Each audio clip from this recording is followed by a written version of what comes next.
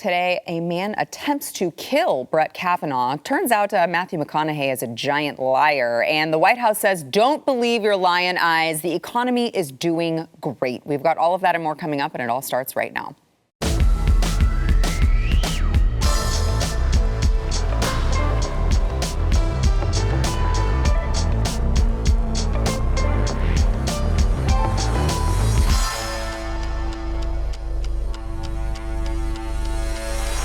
Welcome to the News and Why It Matters. I'm Sarah Gonzalez. Happy Hump Day. I've got the regular Wednesday. Well, he wasn't regular for a while. He was gone. COVID jail, baby. Yeah, he finally got it. And you know what? Jason Buttrell, by the way, chief researcher of the Glenn Beck program. You know what? We almost lost him. It was close. We almost lost him. It was a close call. It was a close call, but we got him. I actually wrote last Wednesday's show when I had a 100-degree temperature, and I was like, "This is either going to turn out really great or super psychedelic bad." That's dedication. Yeah, that is really. Why? Why are you so dedicated to us? I don't. You know, the bigger question is, how the heck did I get this now or then? Yeah, that makes no sense. I all but walked naked through the hospital because I wanted to get COVID, so I get it over with in the very beginning. And I never got it. Yeah. Never social distance, never put a mask on, nothing. Right. But now. Now you got it. I don't know. Well, we're glad that... It was a close one. We're glad that you're with us, Jason. We also have back in the building, we have political commentator and five-time Billboard charting musician Chandler Crump. It's always a pleasure to have you back with us, Chandler. So happy to be back. I think I might finally catch COVID once again. I'm so excited to do it. I got the young gene, so it's just going to get in and out just like that. Yeah. 5-time? Yes. And you're how old? I'm 17. I wasted my life. I did nothing. Jeez, dude, man. You're gonna listen to him talk, and you're gonna be like, "Well, I'm really stupid." That's typically how we feel at this table. I know. I'm like, well, I don't know why I'm here. So, all right. So let's get into the headlines of the day here. So, a man with a weapon was detained by police early Wednesday morning. There were some conflicting reports. First, there were a couple places that said Tuesday. Some said Wednesday. We believe it was this morning. This was near Supreme Court Justice Brett Kavanaugh's Maryland home after this man was making threats against the Supreme Court Justice. This is according to both federal and local officials. This man was described as being from California. I'm shocked that someone crazy would come from California, in his mid-20s, and he was taken into custody by police after telling officers he wanted to kill the justice. And he apparently did not make it onto Kavanaugh's property. He was found a couple streets away, but he was stopped. The police were tipped off. He was stopped, and he was found to be carrying a gun, a knife, and burglary tools. So, look, this is people who are familiar with the investigation. They're speaking on anonymity, but they did say that the man allegedly was angry about the leaked draft of an opinion by the Supreme Court, signaling, of course, that the court is poised to overturn Roe v. Wade. I want to get you guys, I want to get your thoughts on this, but I just would like to just play, just to give some historical context, what Senator Chuck Schumer said, because I guess he did, I want to say predict, but I also want to say encourage, maybe invite something like this to occur last year when the Supreme Court had just taken up the case, and he gave this, I would say, threat to both Gorsuch and Kavanaugh. Watch. And they're taking away fundamental rights. I want to tell you, Gorsuch, I want to tell you, Kavanaugh, you have released the whirlwind, and you will pay the price. You won't know what hit you if you go forward with these awful decisions. Sounds pretty threatening to me. Guys, I want to let you know, I did reach out to Chuck Schumer's office. I invited him to be on the show. I also said if he could not be on the show, I said I was hoping to get Senator Schumer on my show today via Skype to discuss the comments he made towards the SCOTUS justices Gorsuch and Kavanaugh last year, threatening them. I told them what time we taped, and I said I can accommodate any time within that hour. If the senator cannot make it, we are requesting a comment from your office on whether he believes that his comments telling these justices that they will, quote, pay the price and that they won't know what hit them contributed to an attempted assassination of Justice Kavanaugh. I look forward to your response. Shockingly enough, I did not hear back. Shocking. I just want to know, when are we going to start the June 8th committee or whatever day this happened? Because this is literally falls right within the same exact clarifications and same exact rules that the January 6th committee falls under, attempting to obstruct the operations of the government. Sure, it's not at a government building, but it's at a very important piece of the government's home in Justice Kavanaugh. When are we going to start doing this, especially considering we literally have the exact same comparison in Chuck Schumer talking about it as we did of Trump? And in fact, Trump said less. He said, we're going to peacefully assemble at the Capitol and protest, and there were supposed to be speakers and things of that nature. Nothing crazy like what had happened. Meanwhile, Chuck Schumer is like, you don't know the whirlwind you've uncovered. You won't know what hit you. And he probably wanted to say more, but he was like, maybe I should shut up just a little bit. But it's very rare that a Democrat will actually shut up, especially one from California who appears to be approaching somebody's home for abortion rights because they're so very upset, using what many would call an assault weapon. Yeah. I don't understand. It's like two tiers. It's like these people are allowed to have assault weapons, but if these people do, well, then it's a problem. Yeah, it is interesting because they keep calling to disarm us. And it's like, oh, I guess they're comfortable with that because they know that all the criminals are actually on their side. So all of the criminals who might go and commit these crimes with whatever weapon they choose would be committing them in the name of the Democrat Party. So they're not really worried about it. They're like, we can disarm everyone because we know the criminals all vote for us anyway. Yeah, that was in his statement, right? That was one of the things that he was against directly towards the Supreme Court is gun violence, but he brought a gun to go kill it made no sense. Well, it was worth it was worth it, right? For all of the babies that he was going to be never mind. He was not going to be saving babies. This is typical. This is how leftism works, right? This is how they get stuff done. It's top down, which is the government, but it doesn't work without the bottom up. So they have to have the people that are so outraged, of the things that, whatever they should be outraged about, that they're going to go and be their foot soldiers out in the street. That's why you have people like, Maxine Waters, it's like follow these people to their homes, follow them to their restaurants, whatever. This is the type of stuff that they endorse. This is why, I'm not condoning what eventually happened on January 6th with the breaking and all that stuff and going in. But this is what scared them, I think, the most about January 6th, because they're like, oh crap, this is exactly how we get stuff done. And they know this. This is why when Jen Psaki was asked very specifically to go on the record and say, does the president support them, these protesters going to the justices' homes, she would not answer it until finally she said, there's a lot of drama, we understand that, and as long as it's peaceful, yes, we do. She actually said, yes, we do think it should be out there protesting in front of their homes. Yeah. Oh, really? Do you want to walk that back now? Right. I mean, you mentioned that. I was reading through that affidavit earlier today. Burglary tools. I mean, he had a plan for this. Yes. Burglary tools, which included shoes, which had soft soles on them that he actually attached for stealth. Allegedly, so he could go walking through this house and not be heard. This could have been very bad.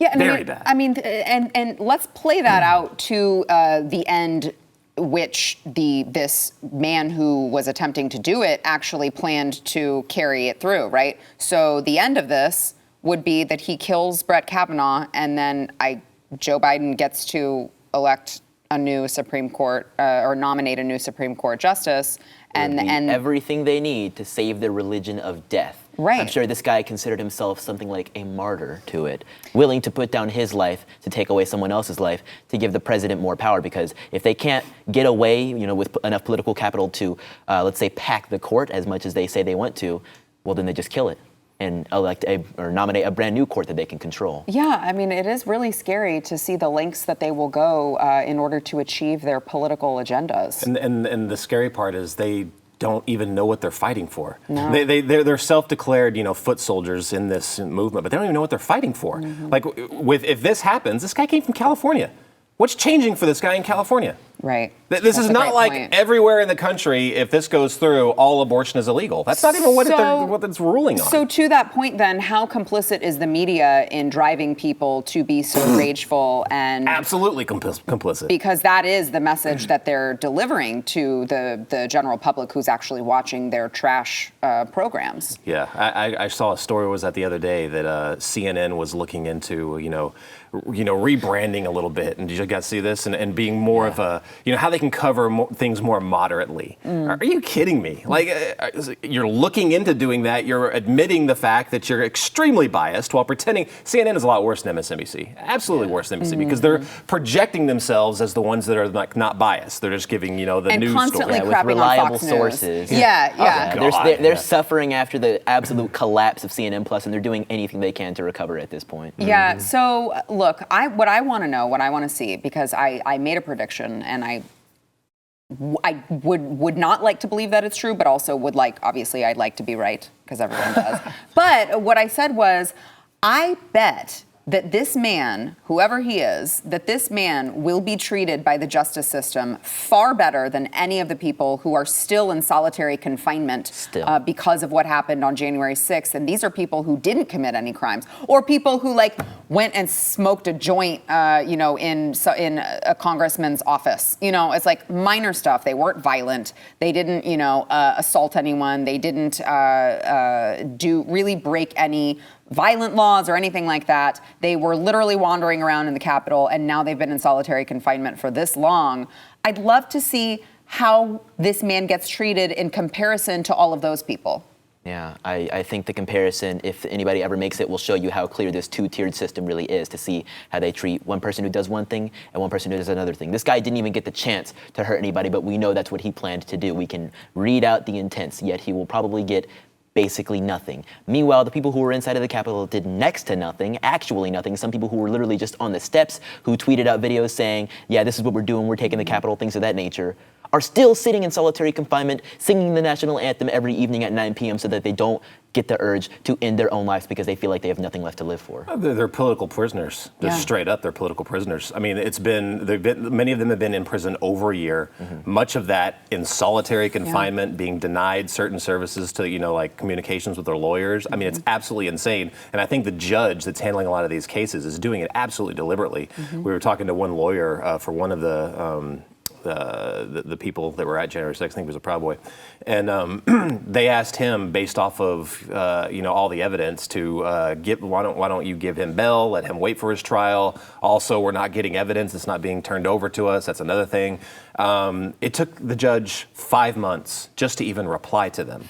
And then he denied it. He's like, nah, we're keeping him in jail. Makes absolutely no sense. And the counter to that, to your point on how they're going to treat this guy, those two radicals that were handing out Molotov cocktails, those law professors, during the George Floyd riots, who actually firebombed a cop car. They were supposed to go down on terrorism charges. Now Biden's Justice Department is saying, well, no, let's skip that out and get them out early. Absolutely unbelievable. Two-tiered justice system, absolutely. Yeah, it's really disgusting. All right, let's go ahead and let's take a quick break, and we'll be back with more. First, we want to thank our sponsor, Healthy Cell. So a lot of you out there are probably taking a lot of vitamins, supplements, things of that nature. But what you don't realize is that there's more than 240 million of you who are taking your supplements daily in pill form, but you're not getting the promised results because you don't absorb the nutrients properly when it's in pill form. There's a new type of dietary supplement that will absorb into your body far better. It is called Healthy Cell. I take Healthy Cell every single day. I love it. It tastes great. And it also has 165% more absorption than pills. It uses a new technology called microgel to deliver maximum absorption. By the way, you guys might not realize this, but these old-fashioned tablets and capsules and everything, they contain a bunch of synthetic binding glues and fillers and coatings that really can irritate the lining of your stomach as well. Healthy Cell's microgel has a bunch of gut-healthy ingredients like soluble fiber, citrus pectin, acacia gum, and water. By the way, it doesn't contain artificial sweeteners, flavorings, colorings, and it's gluten-free and vegetarian. You got to visit healthycell.com. They've got a bunch of different ones. They've got a daily multivitamin. They've got one that's for sleep. They've got one that's for immune boosting. They've got a focus one, and all of it is delicious. You will love it, and you will know that you are getting your actual the daily values, percentages of your supplements that you intend to get. It is Healthy Cell, healthycell.com. Use code NEWS for 20% off. That is healthycell.com, promo code NEWS. Yesterday, as we discussed on the program, Matthew McConaughey gave a White House press briefing, which at the time I'm like, why the hell is Matthew McConaughey at the White House giving a press briefing? Well, it turns out he is from Uvalde and decided to, I guess he's trying to test the waters to see if he wants to be in politics. Word of advice to Matthew: don't do it. You're not actually good at it because you think you're an actor. So he went on about gun violence and what happened in Uvalde. And he showed his wife, Camilla, he said, was holding a pair of green Converse shoes that belonged to one of the victims.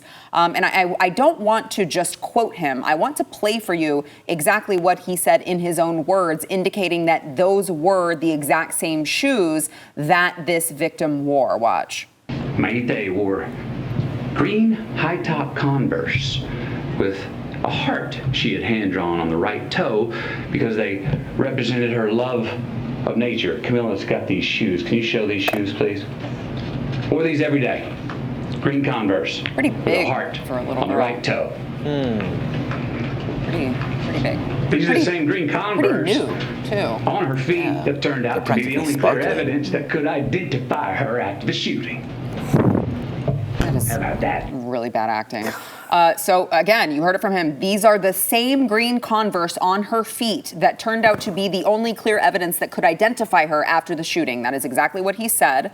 They made a big production out of it and used this girl's death for political gain, which is disgusting. And then, of course, pictures surfaced of Maite Rodriguez and her actual shoes. So if we could go to so those are her shoes, which are obviously not the same color green and very dirty as kids' shoes tend to be. So kind of gross, I would say. Also, Camilla was seen wearing the shoes that they then used as the political prop. Oh my gosh. I would say that's very disrespectful. Like, if I'm the parents, I don't appreciate you guys using these props and pretending like they were my child's and then wearing them at the end of all of it. But what can we expect from these jerks from Hollywood? I almost did it, but we have Chandler. Yeah, there's only two directions you can look at this for the McConaughey's, and if I were their publicist, I'd be very upset about both of these possibilities because they are both terrible. Let's say, one, you actually did use your Hollywood power and sway and get a hold of this poor little girl's shoes to parade them around and walk around in them. One, that's disgusting. Two, did I mention that's disgusting? And three, yes, it is indeed disgusting to even the possibility of them actually having the real thing. That's a bad possibility right there. Number two is what actually happened. They got a fake, and then they got somebody to draw a little heart on them, which is a little less disgusting, the fact that she was wearing them, but more that they are using this little girl's life and legacy to lie for their political purposes. Mm-hmm. I think already the fact that they're talking about it and pushing their whole Second Amendment infringement idea, which is building off of what Matthew McConaughey said in 2018 at the March for Our Lives when he talked about how we need to take all assault weapons and ban them, and even those that use their weapons for recreational purposes, as he referred to as quote-unquote recreational and responsible gun owners, you need to lay them down too. It's really building on this terrible idea that these people are always pushing after each and every one of these massacres, which unfortunately after this, because of the major media coverage and the lack of any change that we've had to do, more mass shootings are happening. And it's only a matter of time before other Hollywood stars start getting involved. And I'm not going to name any names, but I think we already have a good idea of who's going to come next. In fact, I think it'll become such a big trend that even Greta Thunberg will come from behind her paper straw, tree-hugging nature to start talking about gun control because David Hogg is making too much money off his failed pillow company. How dare you? How dare you? How dare you? I completely agree with you. I'm sorry, I have to point out every time we talk about these Hollywood idiots that they all have private security. Like they are all protected by people with freaking guns. They just don't want you to have them. Just remember that. Yeah. I don't have, how do I put this? I was in the Hollywood industry before I got into this industry. Yes, and I always tell Jason he needs to write a tell-all book that is only available after his death that we can all read because there's so much that he's not allowed to say. And yes. And only available on BlazeTV.com. Yes, and in fact, exclusive for my show because it was my idea. So without naming names, 99% of them are all full of crap. And that's one of the biggest issues I have with a lot of Hollywood stars that voice that. I don't have a problem with them voicing their opinion when it's not in a forum like this. Yeah. Like there's a small amount that are very genuine. And I know, like we have Matthew Marsden on here, very genuine guy, truly believes what he believes. And I respect him for it. There's very few of them that actually really believe what they're talking about. So you'll see him. I'm not going to use him as an example because I don't know him. But there's others that will go out and I've seen make very public statements. Kind of like the more you know type, public announcement. And everything they're saying, I've heard them say the exact opposite in private. They don't believe it, not even for a second. They're just doing it because they feel like they're supposed to. It's propaganda. Now this right here is it's a perfect example of how much propaganda it is when an administration like the Biden administration, even the Trump administration, brings in Hollywood actors to come in and make public statements. Yeah. Why are you doing it? It's propaganda, and I don't care who it is. Kim Kardashian and Kanye, same exact thing. It's propaganda, and you showed exactly what this is really all about when you lied about these shoes. That the shoes are propaganda. Yeah. Your entire presence at the White House is propaganda. But Jason, I think it's really important to outline the differences, even when you're bringing an artist or a popular person in for propaganda purposes, which is what it is. There's no problem with that. Propaganda isn't necessarily always a bad thing. Now let's look at it like this. The Trump administration, you mentioned Kanye and Kim Kardashian. They brought Kanye and Kim in to talk about clemency for Alice Johnson, who was a black woman who was thrown in prison for decades upon decades for a nonviolent drug offense. They actually got something done. Now let's look at what the Biden administration. They brought in BTS for AAPI month. I don't know what that is. Apparently it's Asian American Pacific Islander month or something like that. They're giving a month to every single group. And you know what, that's great and dandy, but I think we have a lot more things we could be taking care of. Like, for instance, at the same time they were talking about AAPI month, the gas prices were getting insane. Yeah. And now they're bringing Matthew McConaughey in for this gun thing. It's not actually benefiting anybody. It's just benefiting their own political agenda.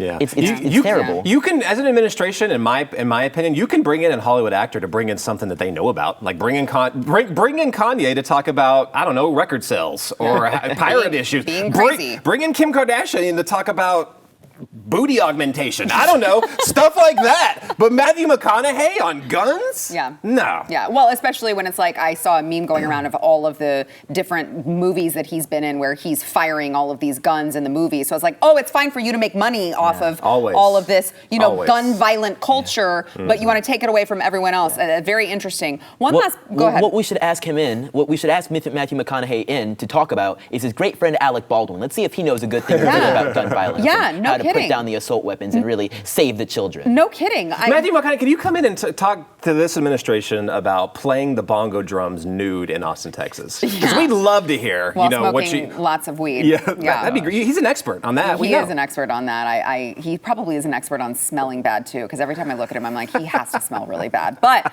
to be serious for a second, I do want to point out one more thing that I find to just be so egregious and just like absolutely evil, which is that they dare have the audacity to talk about how the children couldn't be identified. Oh, gosh. Well, do you think that was because the police gave the killer like an uninterrupted hour to just go to town on them and use them as target practice? Do you name me a gun in the world that wouldn't inflict that much damage in that amount of time that he had? He could have brought however many magazines he wanted. He could have brought whatever weapon he wanted. A handgun could do just as much damage in that amount of time. It's just so incredibly dishonest that they're blaming the weapon when this guy had unlimited time to do maximum damage. Yeah, and we had all these different hints online. I mean, he posted the picture with the cats way before that happened. He was on hit lists, or watch lists, I should say. He made a hit list, literally. He was on Instagram and on other platforms talking and boasting to friends, yeah, we're going to do this. We're learning more and more about him being in a Discord group conversation with actual FBI agents that literally did nothing about this. And we expect people to be like, oh yeah, it's obviously the guns that are the problem, not some crazy kid with cats still having the ability to get a gun somehow and posting in Discord conversations about, I'm gonna do terrible things. And we're looking at the guns? Yeah, it's like, you guys think that the cops should be the only ones to have the guns? Well, they didn't do anything. You wanna take my guns away? That doesn't make a whole lot of sense. Last word, Jason. I usually don't comment about the actions of what the police actually did until all the information comes out. But I tell you what, I mean, and just the fact that the Uvalde police just stopped, cooperating. Mm-hmm. What are you trying to hide? And from the very get-go, all the stories kept changing. I mean, what are you, seriously? Even the chief of police, it seemed like he didn't even know what was going on. You know he knew what happened, so he's getting information, but just I'm just speculating, is just not getting it all out. I mean, it's very, very dirty. Yeah, it is. And I hope we find out eventually, we get to the bottom of it, although I'm not holding my breath for that. All right, we've got more to come. First, we want to thank our sponsor of this segment, Home Title Lock. So if you own a home or a property, look, you don't want to become the victim of home title fraud. A cyber criminal can worm their way into your home's title, and they can take out loan after loan using your home's equity. And then they can just vanish, leaving you to prove that you didn't commit fraud. You could be, by the way, a victim of home title fraud, and you wouldn't know it for months because you don't have an agency that notifies you or asks you if you sold your home or added someone to the title. You're only going to find out when it's too late and the collection calls start for loans you never took out.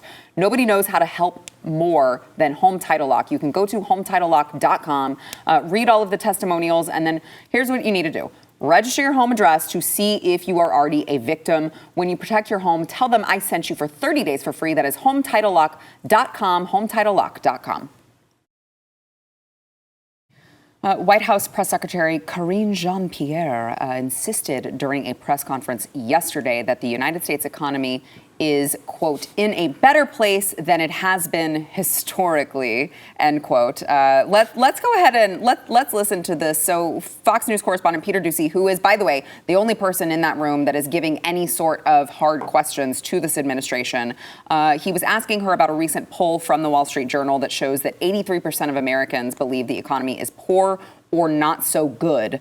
And here is what Miss Karine Jean-Pierre had to say about that. Watch.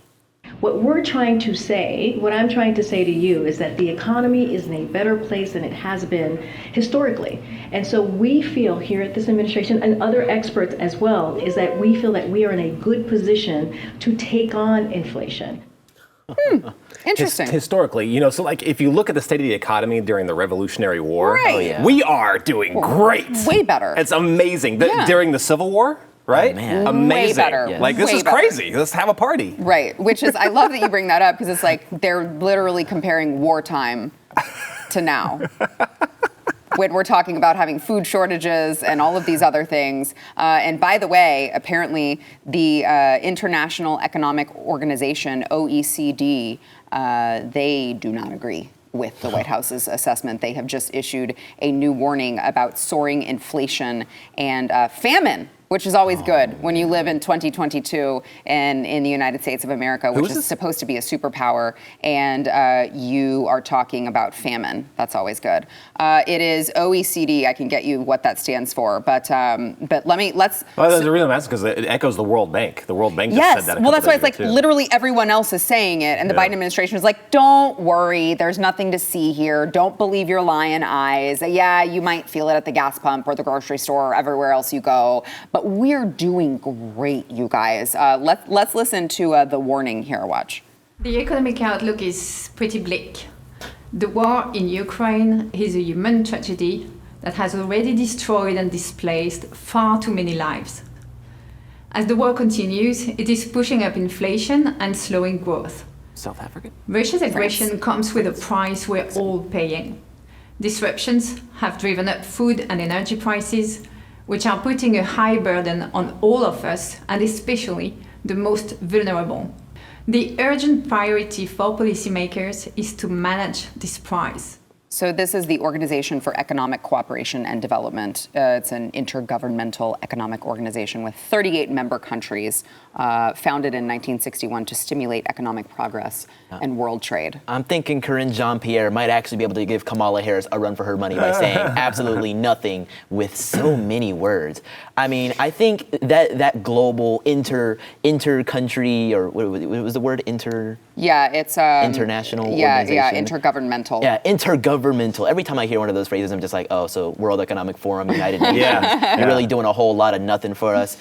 They're really echoing the exact same sentiment that the Biden administration and every other sort of acceptable organization is saying, which is, it's the Putin price hike, it's the war in Ukraine. That's why you can't get bored with baby formula. Don't ask us to explain it. We can't do the math. We just know that's what's happening. Meanwhile, we know that barely any, if at all, any of these problems were present before January 20th, 2021. When Biden took office, he destroyed our gas situation, our energy independence, and has been doing so much to push forward inflation for America so heavily, so much more than we've seen in American history, that it is a domino effect on the rest of the world. There are three major main economies in the world, and that is the United States, Russia, and China, with a few other countries kind of nearby.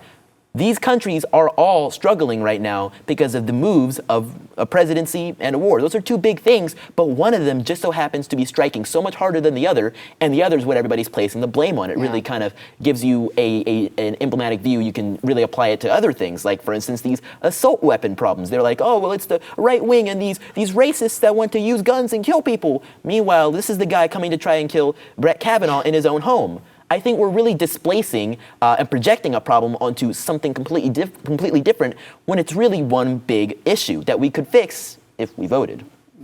Well, if we voted and our votes counted. You got to be careful, Sarah. You can't say that. Listen, all I'm saying is that the last election was, as we know, the safest and most secure election in the history of the country, which is why they chose to fortify it. Their words, not mine. Yeah, okay? just like these 4 vaccines are very safe for you and your children and your toddlers. Exactly. Yeah, your toddler's got its 4th vaccine, right? Fifth. I just wanted to be ahead of the curve. I just wanted to be ahead of the curve. Happy. The GOP always tweets out a graph of inflation and just overall economic strength every time they make these claims that everything's going great or it was Putin's fault or Ukraine or whatever. But it shows that it was pretty much just flat for a while, inflation, and then it starts going up, surprisingly, in January of that year. 2020? And then, it's kind of weird. What happened in all of, January I don't know, 2020? it's weird. I know, right? It just starts going up and up and up. And then, sure, once the war goes up, it kind of spikes even more. Right. But that's just a spike on the end of the already going up Which spike. is exactly what the gas prices look like. Whoa. I don't know if that's what you said, inflation, but there's one with gas prices as well, where it's like it's showing that it was already going up. Because remember that time, what was it? Ron Call tweeted there was like a 3-cent drop. Yes. And they said thanks Joe Biden. Yes. And then literally like the next week it went like that. Oh, yeah. So ridiculous. Well, and the just graph like the that they were 16 using. cents we saved last July 4th. Aren't you guys so happy? Don't your wallets feel just so much heavier? I did great. a lot with that 16 cents. I got to tell you. But like they gave the context of like it was like within like a 2-day time period. But then when you look at the full chart over several months or a year or whatever, you can see all of this upward trajectory. The fact that she has to lie about this, and that they have to actually, so they're telling people, just forget about your wallets and forget about how you feel right now. We're telling you everything's great. The fact that they have to lie shows you how in trouble they are in the midterms and the next general. It shows how their base, they could tell the truth and say, it sucks right now. They made this mistake when they said when Biden said you're going to feel some pain. That was him going off script. You're not supposed to say that. Yeah. But you are going to. But the base doesn't care. Right? They want things to get bad so they can get off gas and they can get onto electric. They want it. They're so diehard in that religion. Transition. They want it. Yeah, they're all about it. But the problem is most of them are either super rich, which it's not really going to bother them that much at all. They can go buy 7 electric cars, speed past those gas stations like that one stupid chick said. That one senator from Michigan, I believe. How elitist is that? Yeah, it was the worst thing. I covered it in my show yesterday. It's even worse, though. Not only are they lying to you about what's happening, they're even lying to you about how you feel about it. Later on in that same press briefing, Karine Jean-Pierre was saying, and Americans feel this is their best personal financial situation in a long time. And I'm like, what Americans are you polling? I asked on my show, I was like, oh, so you were polling the 1% Biden voters that are in the 1% of the income pyramid, and they're like, I'm so happy. This is as somebody said it, the greatest transfer of wealth we've seen in American history. They polled 1,000 people in Beverly Hills, dude. I don't know what you're talking about. 1,000 Biden voters in Beverly Hills, and even then, only 60 or 70% are happy about their personal financial situation. If you can't even get your curated group to be 100%. How bad are you doing? Yeah, that's a great point. I also love that they always use like the getting people back to work. Like, these are the highest job numbers. It's like, you literally shut everyone down. You can't brag about shutting everyone down and then allowing everyone to be able to go back to work and feed their families and be like, look what we did. Yes. We got many people back to work. We built back better. We did it, Joe. And with the benefit of the passage of time and totally not the fact we destroyed the country in the last year, we can see that we are so much better than the evil, racist Donald Trump. Yeah, exactly. Oh, man, I miss that guy. All right, we've got more to come. I miss the mean tweets. Right? Oh, I miss the tweets so much. We've got more to come. First, we want to thank our sponsor this segment, Manscaped. which is, look. I'm just going to cover my ears. Yeah, I know. I'm like, he's a minor. It's okay, though, because, look, men and women alike have asked for this, and the good folks at Manscaped just brought it back. It is the Ultra Smooth Package. So this is your new... Wait, what are we talking? It's a package that you buy, not pack. Not the one you shave. Get your mind out of the gutter. This is your new favorite tool to complement the Lawnmower 4.0, so you can get that smooth shave finish you're looking for. It's going to help you buff, protect, and shave your most sensitive areas. And look, it's time to get down right to the roots of the matter with a discount made just for you. If you go to manscaped.com, use code SARAH, that's S-A-R-A. There's no H, there's no reason for it. It's an unnecessary letter. You're gonna get 20% off plus free shipping with that promo code.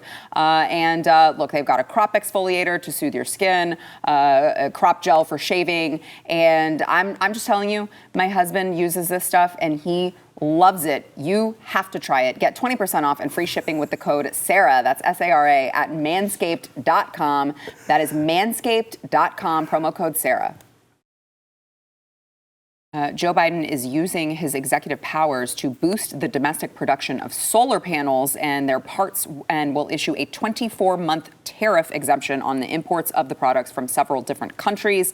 They are using the Defense Production Act to accelerate manufacturing of solar panels in the United States as a way to strengthen the administration's efforts to shift the country toward clean energy.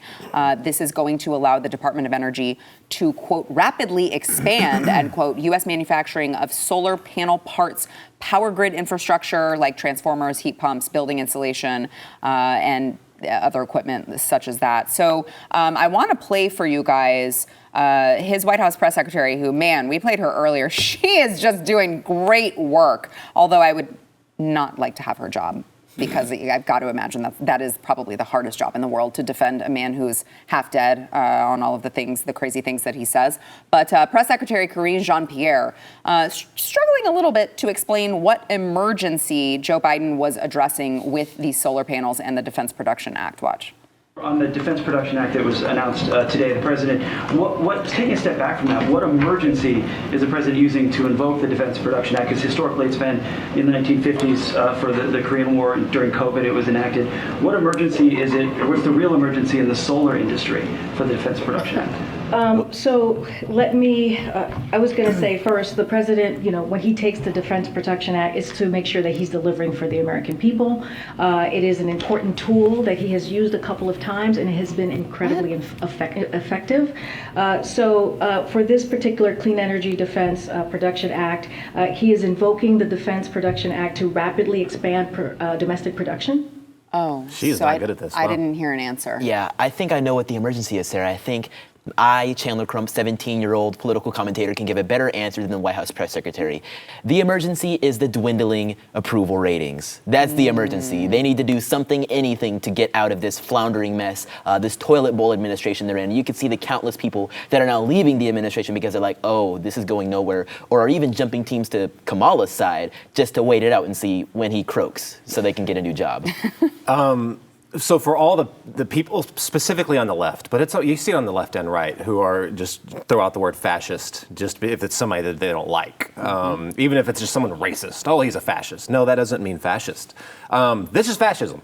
That's what this is. This is fascism. Fascism is when the government says, hey, you can have the illusion of your business, but the state will tell you what to do with your business. That is fascism. And that's what this is. Yeah. I can see using this in times of great need, like World War II or something like that. But that's it. I didn't agree with this with COVID. I don't agree with it. I mean, I don't even know if I agree with this during the Korean War. I agreed with it, back when I was, a commentator during World War II, I agreed with it. But any other case now, you're just using this. When President Trump wanted to declare national emergency to build the wall, I didn't agree with it then either, because we knew what the next stage was. Look at any one of their, pet projects, whether it's guns, whether it's climate, whatever. They're just licking their chops to say this is a national emergency. Now, I use that word very specifically because that's the direction we're going in here. If you're invoking the Defense Production Act for solar panels, for frickin' solar panels, you know where this is going. So you're already showing us that you're willing to be fascistic with this part of your agenda. A national climate health emergency is what we're looking at next. And hey, my tinfoil hat is firmly in place right now. The Biden administration tried to give more expedited powers to the WHO. WHO just a few months ago said that they're completely rebranding. They're looking for a new rebranding, and they want us focused specifically on climate health concerns. That's the direction we're going in, guys. They are going to say eventually it's going to be a big announcement. You know, Joe Biden's going to address the nation, and he's going to declare a national climate health emergency. That's going to give them insane powers to crack down on your businesses. Hell, how the money you spend in your bank account. They're going after all this stuff. That's the next step, and that's fully what I was expecting. When I saw this go through, I was like, here we go. Think about it. They see their polling numbers. They know how badly they're doing right now. They have months before the election, the midterms. They're going to lose probably both houses. They're going to lose both houses. They know this. Then they're like, oh crap, what can we get done? Up until then, they're going to do it starting right now, and then they know that Biden's history. He's toast. He's gone. Yeah. There's a DeSantis or a Trump, nameplate right there in the Oval Office waiting. They've got a small amount of time. They are backed into a corner, and that's the most dangerous time. So, do they have enough time to get all this stuff done? This is something that I frequently think about. It's like they're obviously trying to, they're ruining the oil and gas industry on purpose, right? They're driving the cost up on purpose so that they can say this is the reason why we need to switch to green energy. This is why you need a Tesla. Why aren't you buying an $80,000 Tesla? And I keep going like, well, they don't have enough time, do they, to get all of this transitioned before their time is up? It just feels like they wouldn't reasonably be able to do all that they're intending to do. What do you think? Yeah, I'm sure soon they realize they're going to be dealing with a gridlocked government. They won't have the House. They more than likely won't have the Senate anymore. And it doesn't look like we're about to lose any Supreme Court justices any soon unless they suddenly decide to stop protecting Kavanaugh and Gorsuch, which, I mean, I'm not going to say is a possibility, but we don't know what's going to happen anymore. We don't know what to expect. So they're realizing that they aren't going to have the power to do whatever they want anymore. It's not unilateral rule. They aren't going to have basically both chambers anymore. So they're like, well, what can we do? Well, let's start setting the precedent for executive action, flexing our muscles, like you said, with the climate health mumbo jumbo. That's definitely a possibility. They were talking about racial equity health or something a few summers back, and it's like, dude, what are you trying to do except push this culture forward to a point where you can do whatever you want? The president can say whatever he wants, and suddenly that's just what has to go. Yeah. Go ahead, last word. I was going to say, watch the bureaucracy too, because I think a lot of it will go through executive action. He's going to get challenges on that, but watch what the bureaucracy does also in this direction. One of Biden's executive actions said that it was an all-of-government approach. So now you look at what is the SEC doing? What is the IRS doing? What are some of these other agencies or alphabet agencies, departments or whatever are doing? The SEC just proposed rule changes like a month or so ago on mandating that public companies, disclose all their climate information. Yeah. So not only just their headquarters or whatever, their base of operations, but the entire supply chain. Yeah. It'll cripple the global supply chain. Yeah. But these are the things they're doing under the road. Yeah. All right. We got to take a break. We'll be back. I'm like, last word. Jason's like, give me 5 minutes and then I'll be back. 4 women ran topless onto the court at a WNBA game Tuesday night, so we know no one was watching, to protest any attempt to overturn Roe v. Wade. This was the game featured New York Liberty playing against the Minnesota Lynx, and they appear to be linked to a group called Rise Up for Abortion Rights. They tweeted this out because they got, I guess they got kicked out. They said, this was the audience we wanted. We aren't protesting to change the hearts and minds of women-hating fascists. We are calling on those who can stop the overturning of Roe v. Wade. Shut the country down. And I got to tell you, those of you who are listening on podcasts, you do not want to see these women. But I can say with absolute certainty they probably don't have to worry about abortion rights because no one is sleeping with them. I gotta tell you, if that's if woman hating means I dislike whatever I just saw, then count me right in. And if shutting the country down means shutting down whatever that is, then shut it down. I'm with it. See, I usually go for protests like this. I know you do. I don't care what you're protesting I know you do. For. Yeah. Like, what was it? Who? Emily Ratajkowski? Yeah. She went to the women's march, I think, nude, right? Yeah. Jason was like, protest. Protest, baby. What do you think but of this? No. Get Emily. Emily, do that, and then we'll talk. By the way, Chandler, we got like 5 seconds. Tell everyone where they can find you. Twitter at RealCCRUMP, YouTube and Rumble at Chandler_Crumb. Perfect.